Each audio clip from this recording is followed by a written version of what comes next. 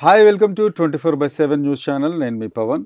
ఈరోజు ఒక మ్యూజిక్ డైరెక్టర్గా, కంపోజర్గా, అంతకు ముందు సింగర్గా ఎంతోమంది మ్యూజిక్ డైరెక్టర్ల దగ్గర పనిచేసిన అనుభవంతో మన దగ్గర మహేష్ ధీరా గారు ఉన్నారు. అలాగే ఆయన 2 సినిమాలు ఇప్పుడు వర్క్ చేస్తున్నారు యాజ్ ఎ మ్యూజిక్ డైరెక్టర్. ఆయనకి బెస్ట్ విషెస్ చెప్తూ ఆయనతో ఒకసారి ఇంటరాక్ట్ అవ్వడం. Welcome to my show Mahesh garu. Hi sir. Sir, ముందుగా ఫస్ట్ క్వశ్చన్, మీరు అంటే జనరల్ క్వశ్చన్ అయినా కూడా ఆడియన్స్కి ఫస్ట్ కనెక్ట్ అవ్వడం కోసం అడుగుతున్నా. ఈ మ్యూజిక్ రంగం ఎందుకు ఎంచుకున్నారు? మీ నేపథ్యం ఉందా, కుటుంబ నేపథ్యం? అంటే మా ఫ్యామిలీలో ఎవరు అంటే సింగర్స్ ప్రొఫెషనల్గా ఎవరు లేరు సార్. అంటే క్లాసికల్ బ్యాక్గ్రౌండ్ కానీ అట్లా ఎవరు లేరు. కానీ ఏంటంటే చిన్నప్పటి నుంచి ఎట్ ద ఏజ్ ఆఫ్ ఒక 7 ఇయర్స్ 6-7 ఇయర్స్లో ఉన్నప్పుడు పాడడం అనేది స్టార్ట్ అయింది. నెమ్మదిగా పాటలు పాడడం అనేది. ఎటువంటి క్లాసికల్ నేర్చుకోలేదు నేను. సో అప్పుడు ఏంటంటే ఇంకా స్కూల్లో ఉన్నప్పుడు మీకు తెలుసు కదా, ఏదో కాంపిటీషన్స్లోనూ పాడుతున్నారంటే టీచర్స్ ఎంకరేజ్ చేయడం, అలాగా ఒక సింగింగ్ అనేది స్టార్ట్ అయింది. సో ఊహ తెలిసిన తర్వాత, సో ఎవరికైనా సరే అప్పటి వరకు ఒక లెజెండరీ సింగర్ అందరికీ, తెలుగు వాళ్ళందరికీ ఎవరు అంటే ఎస్పి బాలసుబ్రహ్మణ్యం గారు. సో ఆయన పాటలు వింటూ సో అలాగా, సో అరే అందరూ అంటున్నారు, ఫ్రెండ్స్ అంటున్నారు, చుట్టుపక్కల ఉన్నవాళ్ళు అరే బాగా పాడుతున్నాను అంటున్నారు అని అలా కాంపిటీషన్లకు వెళ్తూ, సో అక్కడ నేను కూడా సింగర్ అయితే బాగుండు, వాయిస్ ఉంది కదా బాగుంది అని చెప్పి అలా అక్కడి నుంచి మొదలైంది యాక్చువల్గా జర్నీ అనేది. ఒక సింగర్ అవ్వాలి అనేది ఆ age, at the age of around 10 to 11 ఆ ఏజ్లో స్టార్ట్. అప్పుడే ట్రయల్స్ కూడా మొదలు పెట్టి, అంటే ఆ ఇయర్లో అరే నేను కూడా సింగర్ అవ్వాలి, వాళ్ళు అంటున్నారు కదా పాటలు పాడాలి రెగ్యులర్గా, సో మనం కూడాను బాగుంది, వాయిస్ బాగుంది, బాగా పాడుతున్నాం అని అక్కడి నుంచి స్టార్ట్ అయింది. కానీ ఎలా వెళ్ళాలి, ఎవరిని అప్రోచ్ అవ్వాలి, దానికి ఏమైనా నేర్చుకోవాలా, ఇలాంటి బేసిక్స్ ఏమో ఆ టైంలో తెలియదు సార్. ఎందుకంటే I don't have any God father అన్న వాళ్ళు ఎవరు లేరు. నువ్వు ఇలా నేర్చుకుంటే బాగుంటుంది, సిస్టమేటిక్గా నేర్చుకోవాలి, వాయిస్ ఉన్నంత మాత్రాన సరిపోదు, సో దానికి క్లాసికల్ నేర్చుకుంటే నువ్వు ఇంకొంచెం నెక్స్ట్ లెవెల్కి వెళ్ళడానికి ఉంటుంది అనేది ఆ టైంలో చెప్పేవాళ్ళు ఎవరు లేరు. నాకు అది తెలియడానికి ఆల్మోస్ట్ ఆల్ డిగ్రీ వరకు నాకు తెలియదు. నేను వెయిట్ చేశారు అప్పటిదాకా? అంటే తెలియదండి. అంటే ఆపర్చునిటీ గురించి వెయిట్ చేయడం కాదు, అంటే చదువుతున్నాను, 10th క్లాస్ అయిపోయింది, ఇంటర్మీడియట్ ఫస్ట్ ఇయర్, సెకండ్ ఇయర్కి వచ్చేటప్పటికి మేము, మా ఫాదర్ జనగాంలో ఉండేవాళ్ళం. మేము వరంగల్ డిస్ట్రిక్ట్ జనగాం, ఇప్పుడు జనగాం జిల్లా అయింది. జనగాంలోనే నా స్టడీస్ అన్నీ అయ్యాయి అక్కడే. సో ఇంటర్మీడియట్ సెకండ్ ఇయర్ టైంకి నేను హైదరాబాద్ వచ్చాను మేము. సో టోటల్ ఫ్యామిలీ అంతా shifted to Hyderabad. So intermediate second ఇయర్లో ఇక్కడికి వచ్చిన తర్వాత అప్పుడు ఫ్రెండ్స్ వాళ్ళు చెప్పారనమాట, అరే నీ వాయిస్ బాగుంది, నెమ్మదిగా కాంపిటీషన్స్కి వెళ్దాం, ఈ రవీంద్ర భారతి, త్యాగరాయ గాన్సోలో కాంపిటీషన్స్ ఉంటాయి కదా, అలాగ అందరితో కలిసి నేను కూడా సింగింగ్ కాంపిటీషన్స్కి వెళ్దాం. జనరల్గా ఆ టైంకి ఏముంటుంది మనకి, ప్రతి ఒక్కళ్ళకి పాడుతున్నామంటే అబ్బా సూపర్ ఉందిరా వాయిస్, నువ్వు బాలుగారిలా ఉంది, లేకపోతే ఇంకో సింగర్లా ఉంది, ఇమిటేట్ చేసేవాళ్ళండి మీరు ఏమన్నా? అంటే ఇనీషియల్గా ఎక్కువ బాలుగారి పాటలు పాడేవాడిని అండి ఆ టైంలో. అలా నేర్చుకుంటూ నాకు నేను పాటలు విని నేర్చుకోవడమే, అప్పటివరకు క్లాసికల్ నేర్చుకోలేదు. సో డిగ్రీ వచ్చిన తర్వాత ఒక వేరే ఫ్రెండ్ ఉన్నాడు నాకు, సాగర్ అని. సో వాడు కూడా ఆల్రెడీ నాతో పాటు కాలేజ్ మేట్. సో వాడు క్లాసికల్ నేర్చుకుంటున్నాడు, నీ వాయిస్ బాగుంది కదరా, నువ్వు కూడా ఎక్కడైనా నేర్చుకో అంటే అప్పుడు క్లాసికల్ నేర్చుకోవడం మొదలుపెట్టాను. నేను కూడా కర్ణాటిక్ క్లాసికల్ స్టార్ట్ చేశాను. సో అలాగా ఆ నేపథ్యం నెమ్మదిగా స్టార్ట్ చేసి అంతా వినికిడి జ్ఞానమేనండి మొత్తం అంతా కూడా.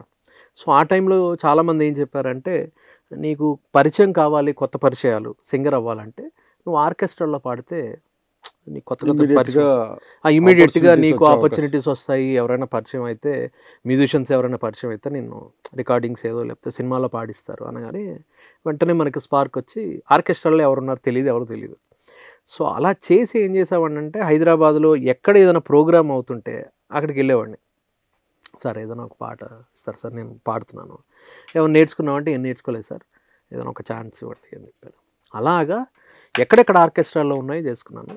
సో గాడ్ గ్రేస్ ఒక ఆర్కెస్ట్రాలో ఎవరో ఇంకో ఫ్రెండ్ ద్వారాను అలాగా ఒక ఛాన్స్ వచ్చింది. అక్కడి నుంచి చిన్నగా ఒక బుక్లో పాటలన్నీ పెట్టుకుని సో అది మొదలుపెట్టాను అనమాట. ఆర్కెస్ట్రాలో పాడడం అనేది మొదలుపెట్టాను. సో ఆర్కెస్ట్రాలో పాడడం వల్ల ఏమవుతుందంటే, ఆర్కెస్ట్రాలో ఏమవుతుంది, ఎంటర్టైన్మెంట్ ఎక్కువ కావాలి మేజర్గా. వాళ్ళు ఏం చెప్పారంటే, నువ్వు మామూలుగా ఏదో పాడేస్తున్నావు, అలా కాదు, ప్రతి ఒక్కళ్ళు ఏ పాట పాడితే ఆ పాట ఇమిటేషన్లో ఉండాలి.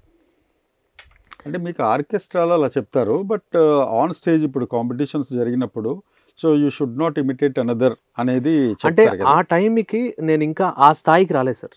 ఆర్కెస్ట్రా లెవెల్లోనే ఉన్నాను. ఆర్కెస్ట్రాలో ఏం కావాలి, ఎంటర్టైన్మెంట్ కావాలి. అంటే ఇప్పుడు ఉదిత్ నారాయణ ఉన్నారనుకోండి, ఆ పాట పాడుతుంటే ఆయనలాగా ఇమిటేట్ చేయాలి. అంటే జనాలకి ఒక చెయ్యాలి, replica. తప్పదు. చెయ్యాలి.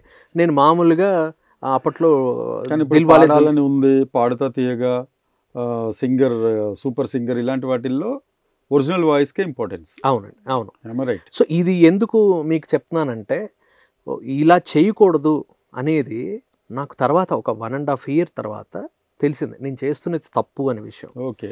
అంటే ఎవరైనా సింగర్ ఉన్నారంటే నీ వాయిస్ కావాలి, నీ ఒరిజినాలిటీ ఏది, okay, where is your voice. అంటే మహేష్ అన్నవాడి వాయిస్ ఎక్కడుంది, నువ్వు స్టేజ్ ఎక్కి ఎవరిని వాళ్ళు ఇమిటేట్ చేస్తున్నావు. ఇప్పుడు దిల్వాలే దుల్హన్, ఇప్పుడు ఆ టైం కుమార్ షాన్ గారు ఉండేది, 1942 లవ్ స్టోరీ వచ్చేది ఆ టైము, లేకపోతే ఆషికీలో పాటలు ఉండేవి అన్నప్పుడు ఆయనదే టైం వచ్చింది కాబట్టి కుమార్ షాను మీరు ఇమిటేట్ చేయగలరు. ఇమిటేషన్ అనగానే లేదు లేదు చిన్న బ్రేక్ ఇవ్వండి అక్కడ. కుమార్ షాను, ఆషికి, దిల్వాలే దుల్హనియా లే జాయేంగే. సో వీటి లోపల ఆషికీలో మీకు నచ్చిన సాంగ్ ఒక ఫ్యూ సెకండ్స్.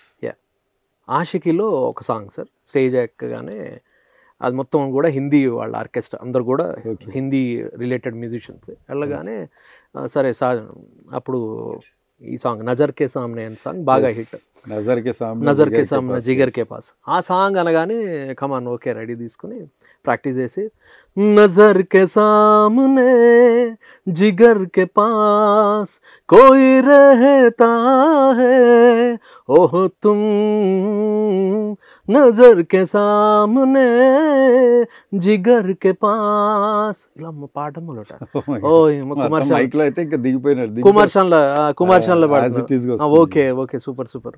నెక్స్ట్ ఇంకొకటి వెళ్ళినప్పుడు దిల్వాలే దుల్హనియా లే జాయేంగే, దాంట్లో ఉదిత్ నారాయణ గారి పాటలు ఉంటారు.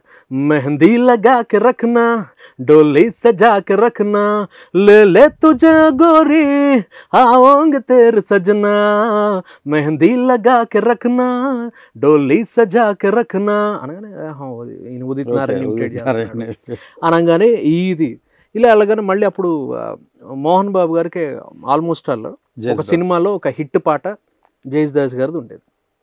అలా ఉండే దాంట్లో అప్పుడు బ్రహ్మ అని ఒక సినిమా వచ్చింది, బాగా అందరికీ ఆర్కెస్ట్రాలో బాగా హిట్ సాంగ్. ముసి ముసి నవ్వులలోనా కురిసిన పువ్వులవానా ఏ నోము నోచినా ఏ తాననా తెలిసి ఫలితము సగేవాడు.